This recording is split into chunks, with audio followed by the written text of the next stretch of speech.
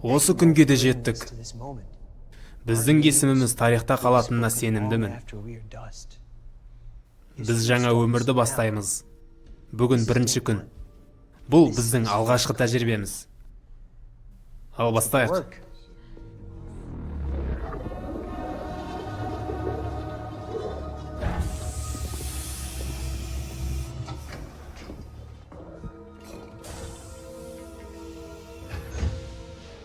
Сынақ объектісінің бастапқы сараптамасы.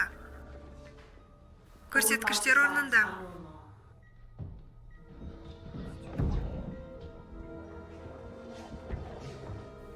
Дауысымды шығар. Қорқудың қажеті жоқ, Айзек. Қорқпаңыз, Айзек. Ол Інжілдегі Исаак емес пе? Я мырза. Құдай Авраамға өзінің ең қымбатты жаны ұлы Исаакты құрбандыққа шалуды бұйырды. Ал Авраам мойынсұнды. Осы тарихтағы менің ең таңғалдыратыны, бұл тарих Авраам жайлы емес, ол Исаак жайлы.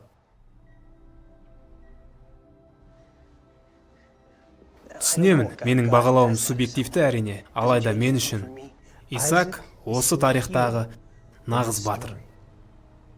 Айналаңа дұрыстап қарашы. Не көріп тұрсың? Соғыс, кедейлік, әлем құлдырауда.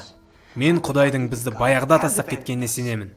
Бұл мәселені, Айзек, тек екеуміз шешуіміз керекпіз, сен және мен. Және біз бұны жасай аламыз, Айзек. Жолың болсын. Бұл жолы мен сендерді тастамаймын. Я